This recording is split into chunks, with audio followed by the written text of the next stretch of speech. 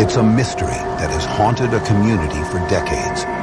Something strange is seen plunging into the water of Shag Harbour, Nova Scotia on the evening of October 4th, 1967. Cases like Shag Harbour are definitely something unconventional. They're not easily explained or explained away. Something was there in the sky and it was lit up and the lights was on and it came down. There are dozens of eyewitnesses, but few explanations. A lot of people saw something go into the water, and no one has ever given a cause or name to it. Local fishermen, the Coast Guard, and Navy divers search, but are unable to find any evidence of a crash.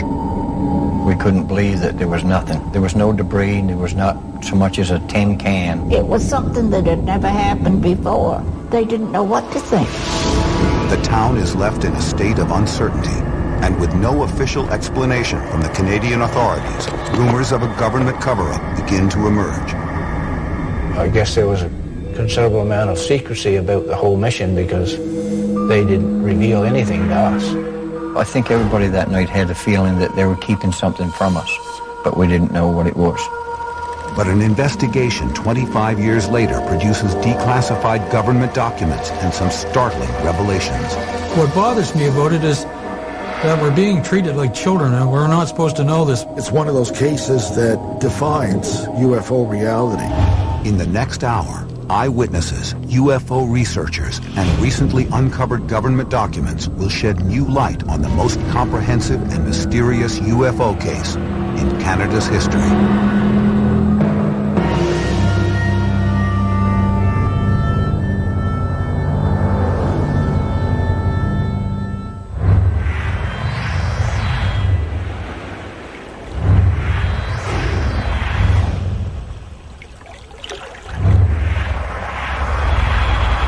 October 4th, 1967.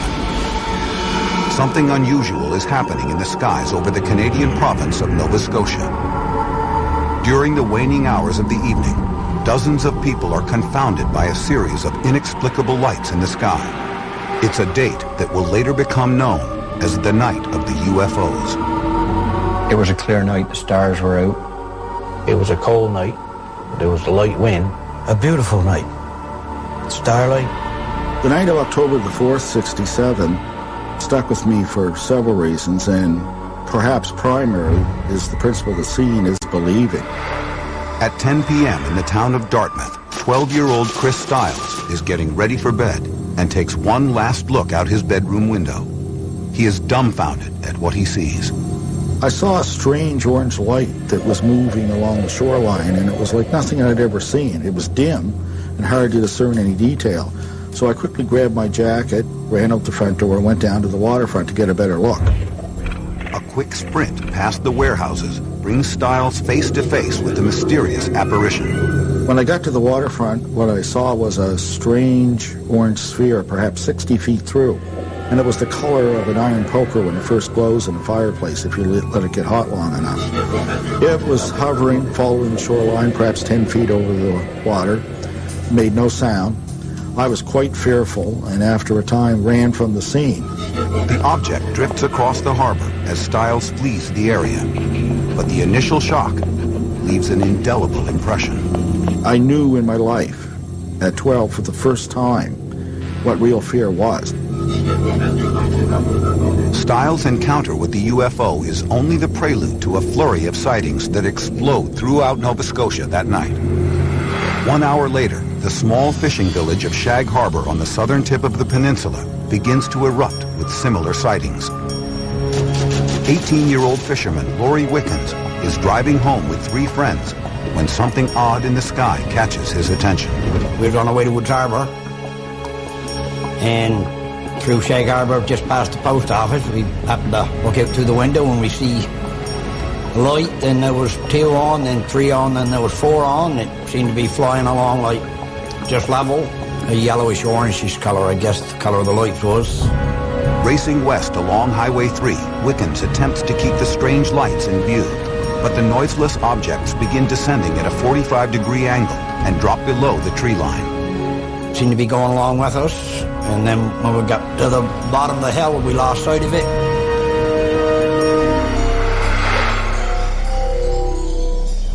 A few miles away, 18-year-old Norman Smith is riding home with a friend through Bear Point Woods and sees something similar in the sky. We were chasing the girls, and we were coming on our way home, and when we first noticed the lights in the sky. The sight of the strange illuminated shapes is enough to make them pull over and watch. We stopped alongside the road. I got out, was looking at the lights. It was stopped in midair. There was 5 lights. The lowest light to the ground was like if you were looking at a full moon, and then the next one just kept getting smaller, the next one smaller. There was no sound. You couldn't hear anything. Smith gazes at the lights for a few moments as curiosity grows into unsettling concern. I know I was frightened because I didn't know what it was. Never seen lights like that before in my life.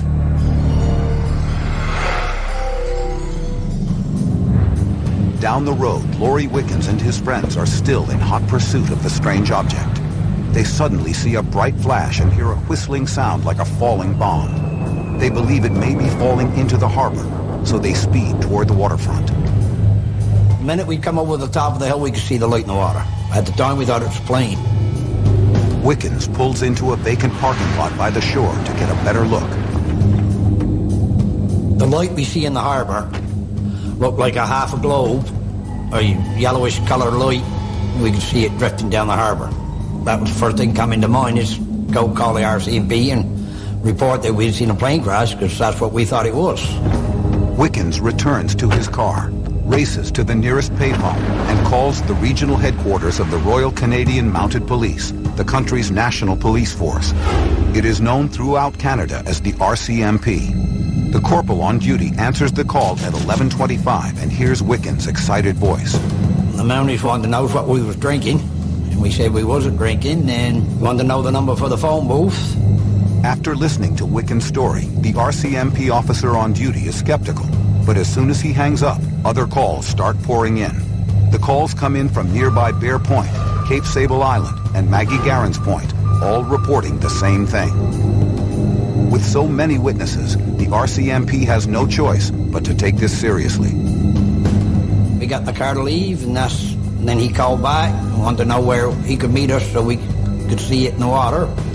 And I told him we'd be by the moss plank, because that's where it was, right off of there. Meanwhile, eyewitness Norman Smith is also busy alerting people about the mysterious object above the harbor. We drove up to my father's place, and I ran in the house, got my father, and he came outdoor. We stood looking at the lights in the sky, and it wasn't too long, probably a couple of minutes, when we see the police car coming and its red lights flashing.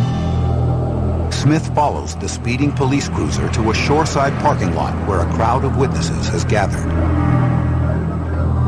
When we got there was, I think, 16 people, including the police officers. And they were local people. They all seen the lights come down to the ground, and they watched it land in the water. Civilians and the RCMP officers on the scene observed the dull yellow-orange light drifting 300 yards from shore. It was totally dark. All you could see was the lights, and it was on the water. We watched the light for probably 10 minutes as it was drifting down the harbor. We walked to the top of the hill, and then the light just went out. It just disappeared. Everyone is convinced that they have just witnessed a plane crash.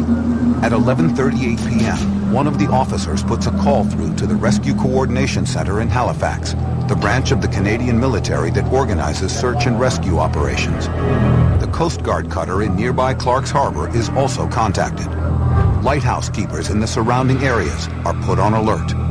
I was on duty, just carrying out my regular surveillance of our navigational aids.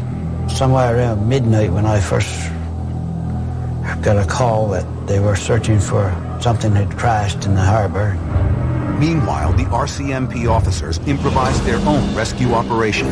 They begin contacting local fishermen to commandeer boats to go out to the impact site. As word gets out, local residents spring into action. Someone came to our door, and my husband jumped up and went to the door to see who was there. And it was the policeman. And he said that something had come down in the harbor and that they thought it was a plane. And they knew that his boat was at the wharf and he could get there in a hurry. I was on my way home from babysitting where I was picked up by a local resident there. He had some urgency in his voice when he said, you've got to go with me because we've got to go search for possible survivors of a plane crash or something of that nature. We really didn't know what we were heading out for. All we could do was try to get there as fast as we could, and we were rushing. We went down to the wharf, untied the lines, and got the boats clear, and we left there as fast as we could to get to the area. It's now slightly before midnight. 2 fishing boats with several volunteers motor out towards open water at full throttle. Crisscrossing patterns of searchlight beams paint the dark, still waters of the harbor as the search begins. And what we were doing was looking for something on the water. Debris is what we were thinking. The mood on the boats is tense as the would-be rescuers brace themselves for a grisly scene of floating body parts and plane wreckage. What they actually encounter is even more bizarre. We came into this foam on the water. It was like orange foam that was on the water, like bubbly foam. Quite a long streak of it. It was just more or less floating on the water. And what it was, I don't know. The fishermen realize that the mysterious foam is connected to whatever crashed into the harbor. Norman Smith attempts to get a sample of the peculiar substance. We circled the boat around. We came back into the foam. When we came back into it, I took a small dip net and dipped the dip net down into the water, right into the foam. When I pulled the dip net up out of the foam, there was nothing. You couldn't see nothing, totally nothing on the dip net.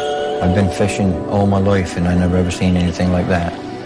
I've been up rivers and on lakes and out on the ocean and never ever see foam like that on the water. The strange foam soon melts back into the dark water. But even more puzzling than the foam is the lack of any debris at the site. If something has just crashed into Shag Harbour, it seems to have completely vanished. We had thought that whatever it was had just sunk. And I was, like you, kind of expecting to find some debris, but there was nothing. We were out there pretty near all night and circling around and looking for anything else that was on the water, any debris or anything, and we found nothing.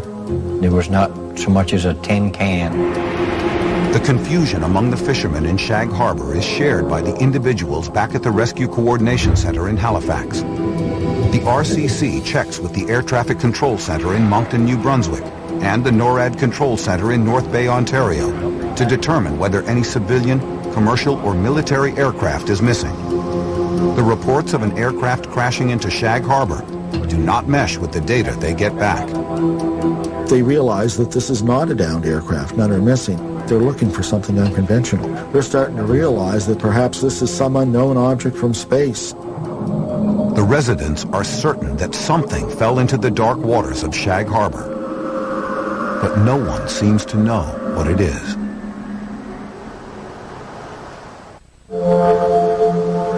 Shag Harbour is a small, unassuming fishing village on the southwestern tip of Nova Scotia. It's so inconspicuous that it does not appear on some maps. That is all about to change on October 4th, 1967. Several local residents report what they believe to be a plane crashing into the harbor. The sightings begin a chain of events that will make headlines around the world. Within hours of the initial reports, local fishermen, police officers, and the Coast Guard scour the waters of the harbor throughout the night, but find no wreckage or debris.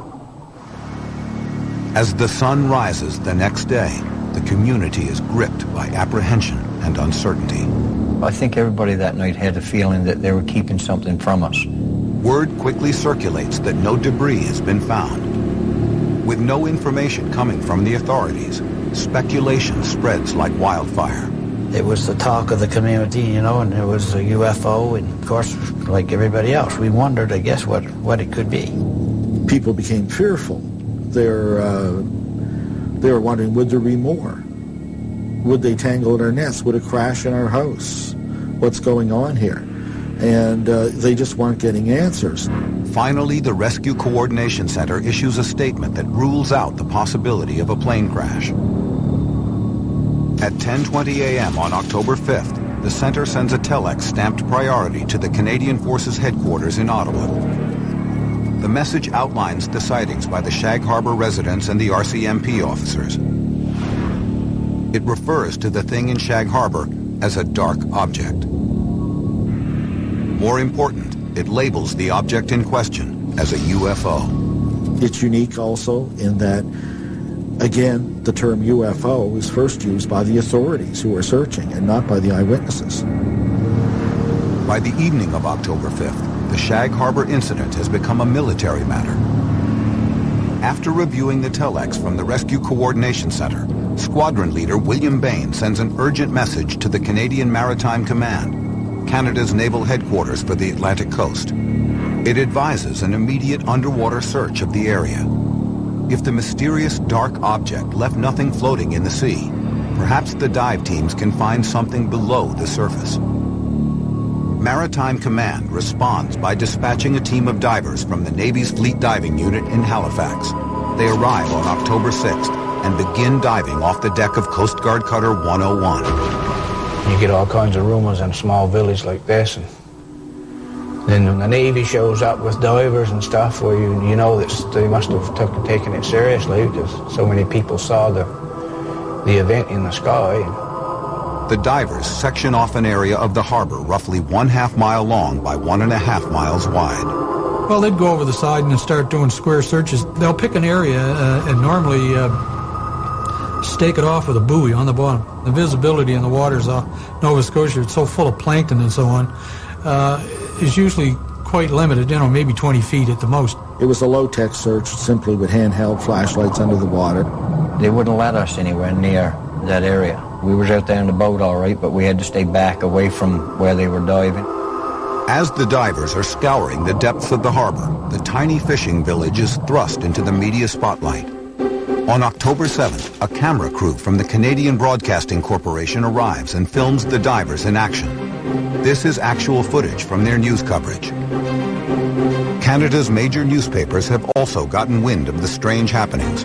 Among the first to jump on the breaking story is journalist Ray McLeod of Halifax's Chronicle Herald newspaper. I was one of the night reporters on duty at the Chronicle Herald when the assignment editor just called me over and said there's a report of something going down in the harbor. A lot of people had seen it. Our CMP reported they'd seen it, and the newspaper wanted to find out what had crashed. But when McLeod attempts to find out what went into the harbor, no one has any answers. I started following up on what we got from RCMP and what we got from Search and Rescue, and that was they had no idea what had gone down. They had nothing missing. They had seen nothing drop off the radar screen anywhere in the area, and they were basically puzzled. The lack of information surrounding the incident raises McLeod's curiosity and inspires him to launch his own investigation. Anytime you don't know, it teases your imagination. You have to wonder why they don't know. When the armed forces and everyone was saying, we have no idea, we can't find anything, that's when I used one of my sources in the armed forces to get a number of someone in Ottawa. McLeod's source refers him to Squadron Leader William Bain at the Air Desk in Ottawa, a division of the Royal Canadian Air Force in charge of investigating UFO cases. Bain's response to the Shag Harbour incident is surprising. Just from what he'd heard so far, it looked like one of those few cases where there might be something concrete to the incident. And that, of course, was the quote that ended up in the headline of the paper. On October 7th, 1967, McLeod's article makes the front page of the ultra-conservative newspaper, the Chronicle Herald. McLeod is as surprised as anyone to see it there. And then the story came out, and my first reaction was, oh my God, what have I done? Okay, I never expected to see that screaming headline. It was a headline in 2-inch red letters that looked more like something you would see in the National Enquirer. And that served to fuel, again, the rumor mill and the speculation. The shockwaves of McLeod's article reverberate throughout the Canadian province and reach the depths of Shag Harbour, where the underwater search is in progress. On October 7th, Maritime Command orders 3 additional divers to the impact site. As the dives continue, the people of Shag Harbour want answers. None are forthcoming. I guess there was a considerable amount of secrecy about the whole mission because they didn't reveal anything to us. Some people were told that they weren't allowed to speak about it. We thought that in a few days' time we was going to be hearing, yes, there was a plane that went down, it was on the bottom of the ocean, or whatever it was that they found. We thought that in a few days they were going to be telling us, but nobody ever did. Maritime Command terminates the underwater search on October 8th. They announced that 3 days of searching the harbor had yielded nil results. 5 days after the sightings, the residents of Shag Harbour are no closer to understanding what crashed into the water the night of October 4th. But the end of the underwater search is just the beginning of a UFO case that is about to become even more perplexing.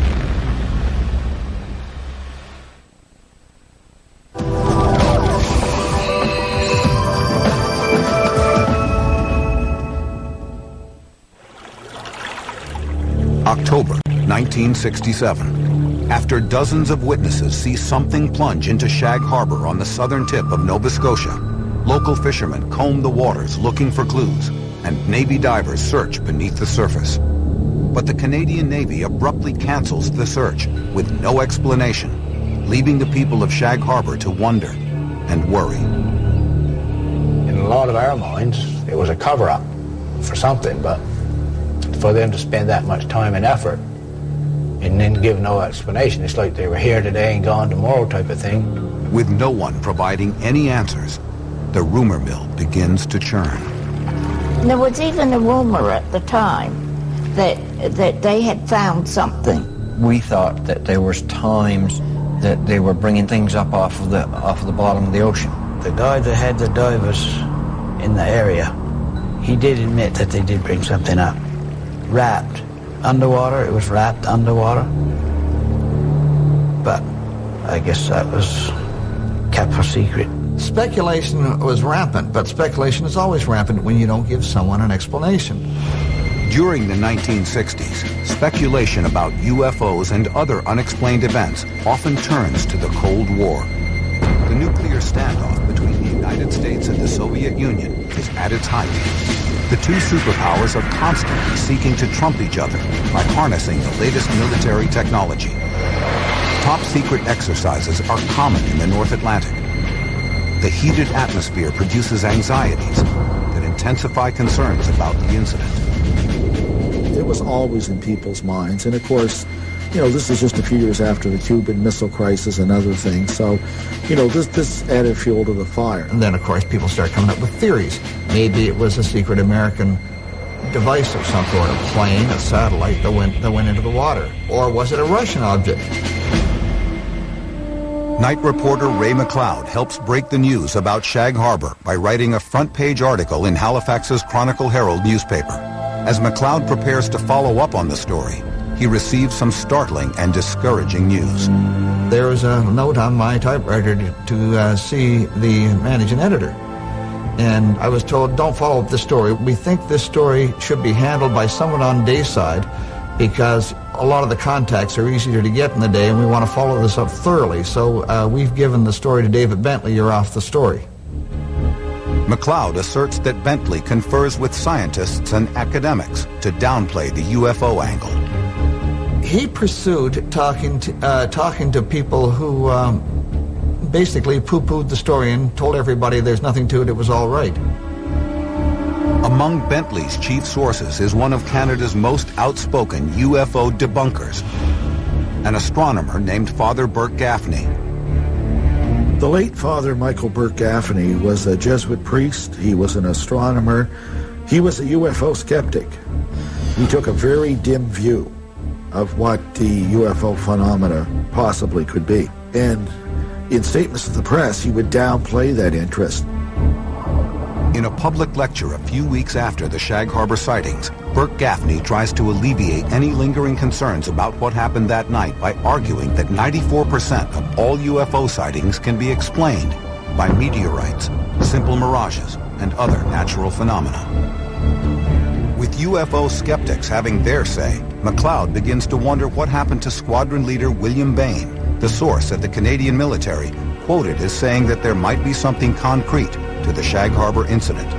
I asked Bentley why he wasn't following up on Squadron Leader Bain.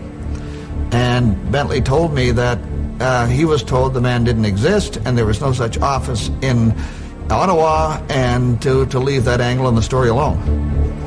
Is the Chronicle Herald bowing to pressure from the Canadian government? McLeod ultimately realizes that the side of the story he began to pursue would never make it into the newspapers. I feel badly in some ways that I couldn't have used my talent and my contacts and my belief that the people have a right to know to keep plugging away until we found out what was going on. A journalist feels empty when they have to do that, but then again, sometimes you have to do that. Soon, news of Canada's Shag Harbour sightings travels across the border and reaches renowned physicist Dr. Edward Condon and his team at the University of Colorado. Condon and his committee are working under a $500,000 contract from the United States Air Force and putting together an independent scientific assessment of unexplained UFO phenomena. The Condon report was striving to gather a certain amount of case studies in other countries around the world internationally to see whether the United States Air Force should continue investigating reports of unidentified flying objects. And the Shag Harbour incident came to their attention. They have deep resources and a distinguished staff, but according to eyewitness Chris Stiles, Condon and his committee do not dedicate much time or effort to the puzzling Shag Harbour case. The case was turned over to an electrical engineer called Norman Levine. He made a few calls to RCMP headquarters in Ottawa and to Maritime Command, but was assured by them that they had done a complete and thorough search. It's unfortunate that he didn't pursue that path, because God knows what he would have found. Canada's Shag Harbour incident is one of 59 major UFO cases around the world that Condon's team selects to include in their study. They submit the final report to the Air Force on October 31st, 1968. But case number 34 receives only a few paragraphs in the 900-page tome. The report defends the lack of initiative in Shag Harbour by arguing no further investigation by the project was considered justifiable. This conclusion of the Shag Harbour case is consistent with Condon's overview of UFO research. Our general conclusion is that nothing has come from the study of UFOs in the past 21 years that has added to scientific knowledge. I think one of the things that happens when a serious scientific study is carried out to look at the UFO situation in specific cases, there's often a criteria that's very formal and rigid. And often what happens is the best cases somehow, no matter how you use your definitions, no matter how careful you are, will slip through the cracks. I believe that's what happened to Shag Harbour. With no one pushing for answers, Canada's Shag Harbour incident becomes another unexplained mystery that is all but forgotten. It quickly faded from the headlines and became a back-page story, and a month later it would have been hard to find anything on it, and people went home, made a sandwich, went to work, life went on. But 25 years later, a new investigation is launched into the Shag Harbour incident. This time, some startling revelations make it clear that the book should never have been closed on this case.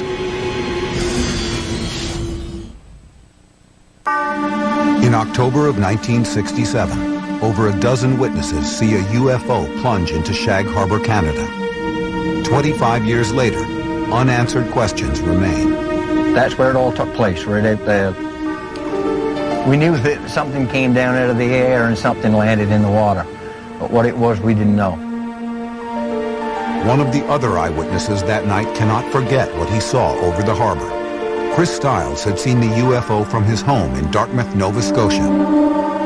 In 1992, while watching TV one night, everything would change. I had watched a rebroadcast of the Unsolved Mysteries episode that dealt with the Roswell incident. And it made me think about Shag Harbour. And what I remembered and what was so tantalizing about Shag Harbour was that there was no denial that the authorities believed that this was a genuine UFO incident. And it had simply faded from memory. Stiles decides to launch his own investigation into Shag Harbour. He requests documents from the Canadian National Archives and the Department of National Defence using Canada's Access to Information Act. In a few weeks, the government documents arrive on spools of microfilm at the main branch of the Halifax Library. A tedious search begins.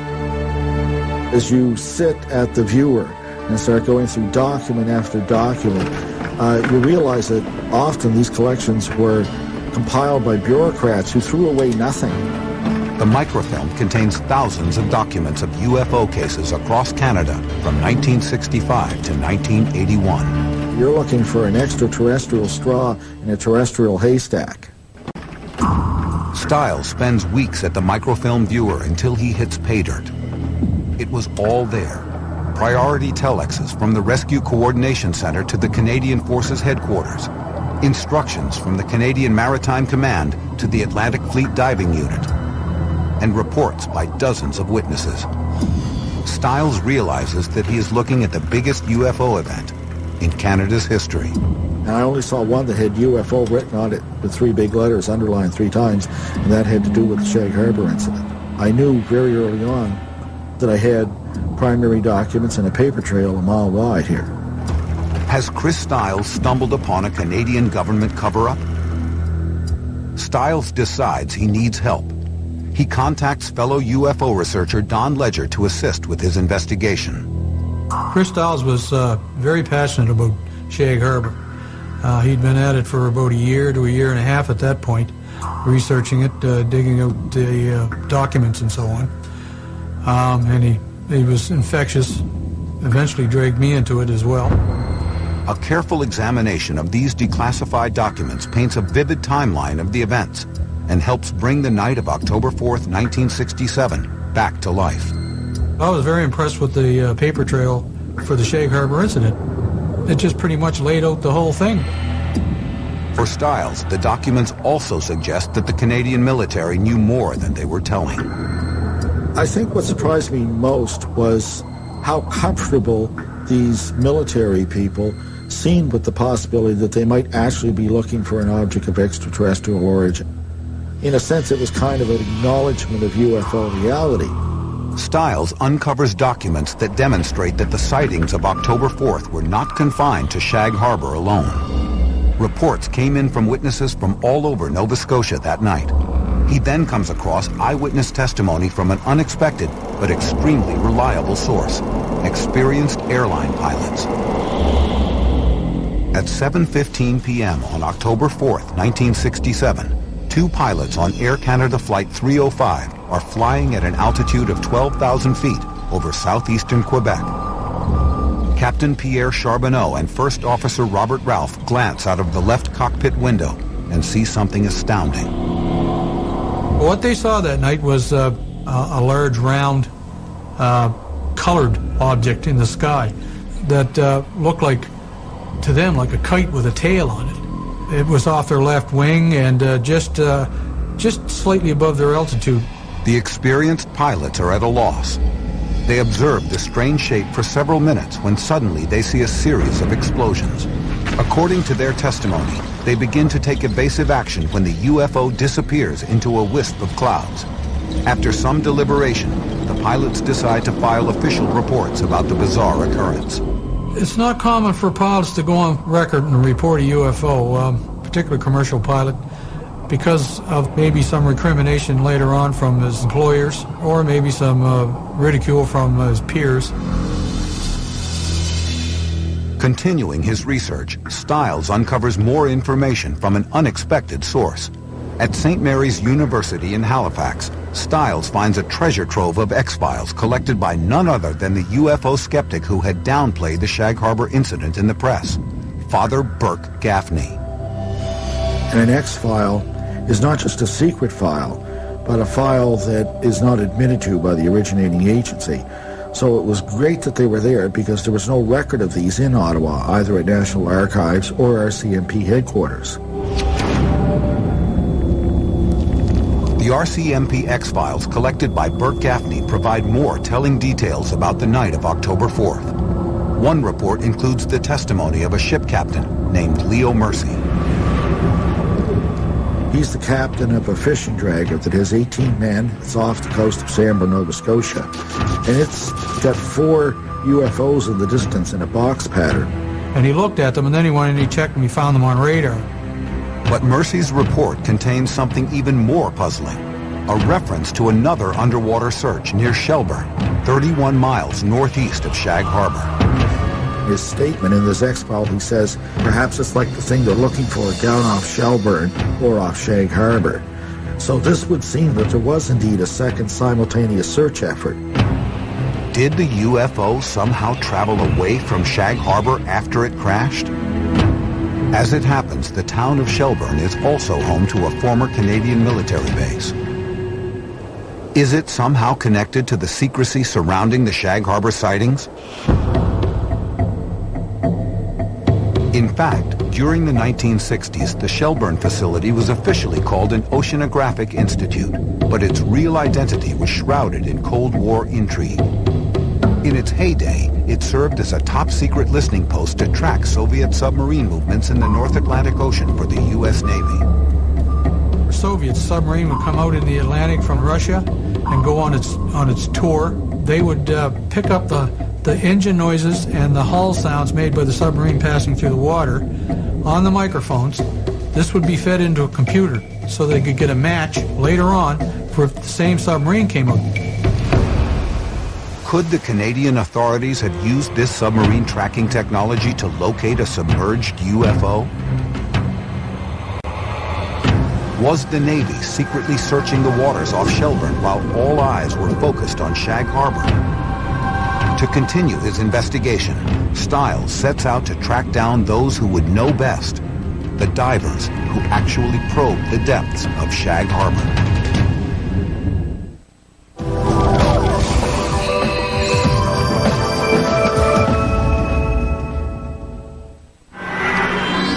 On October 4th, 1967, Chris Stiles was one of many witnesses who saw something strange in the skies over Nova Scotia.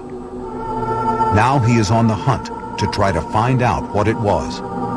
He has uncovered declassified government documents indicating that the Canadian military was involved in an intense search for a UFO that apparently crashed into Shag Harbour. The Canadian authorities assert that nothing was found, but Stiles begins to suspect that the divers may hold the key to the mystery.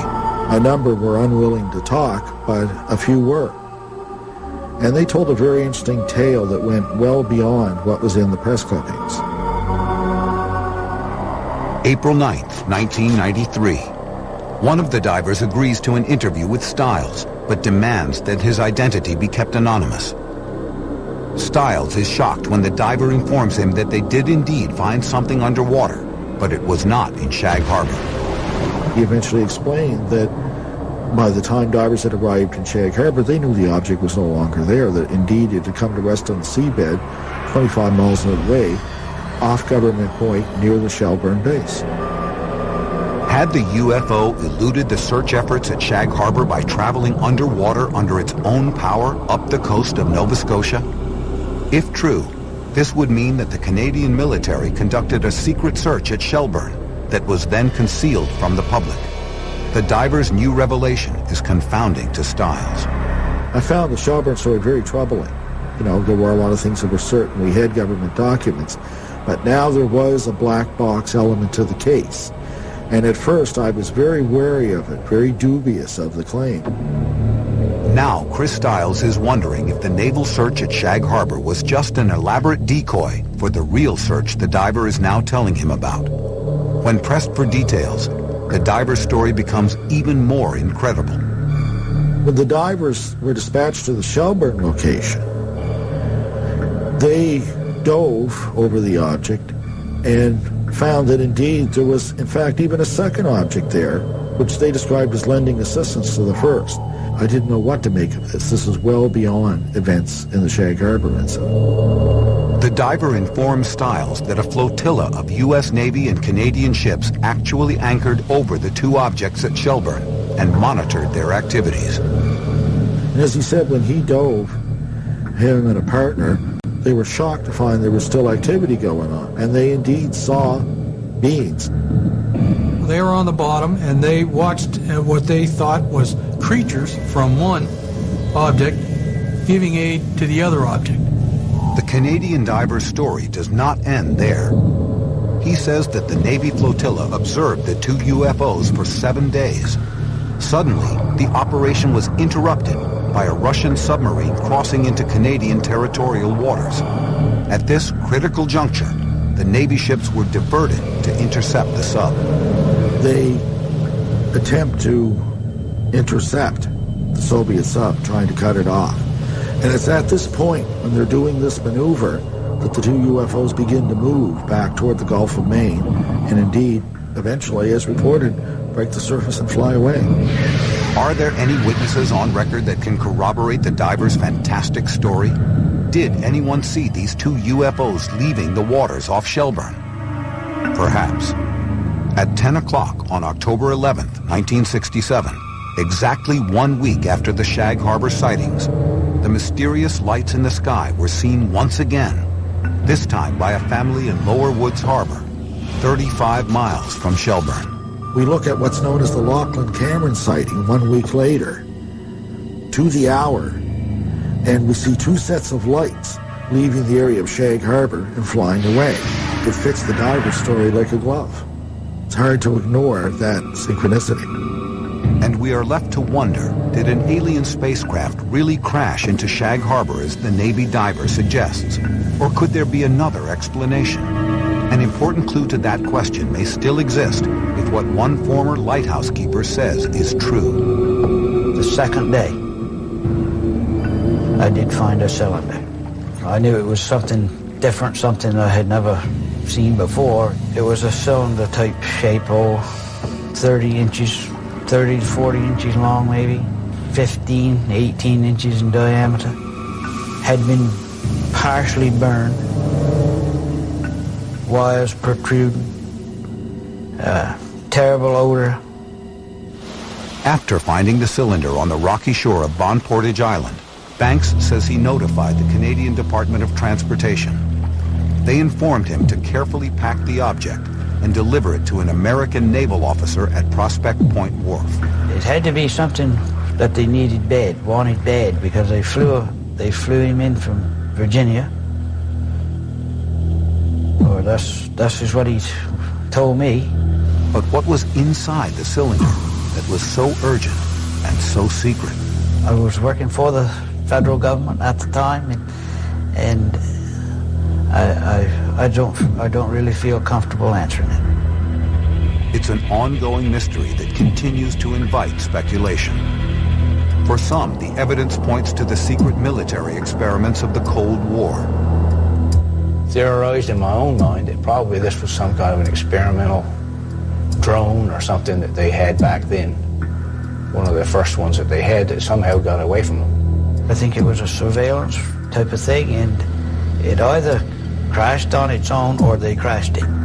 My opinion was still it was a plane, American military plane. Others contend that something capable of operating both above and below the water can only be extraterrestrial. Even now in this time of stealth aircraft, we still don't have anything that's both aerodynamic and hydrodynamic. What the object is, that's what everybody always wants to know. What was the object? Whatever went into the harbor that night was intelligently controlled, and it was of extraterrestrial nature. It is unclear when, if ever, the complete set of military records will be released. If they are, will they shed light on this strange incident and maybe even settle once and for all what happened in Shag Harbour on October 4th, 1967? Until then, we are left with the mystery, speculation, and the fading memory of the people who saw something very unusual crash into the ocean that night. Today, I still scan the sky looking for something that might be different or something like what I seen back 30 odd years ago. Only thing that I would like to know is what it was.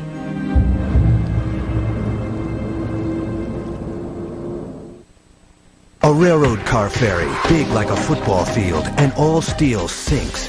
Nobody can figure out why. There it is. The evidence is right in front of us. Human error or design flaw?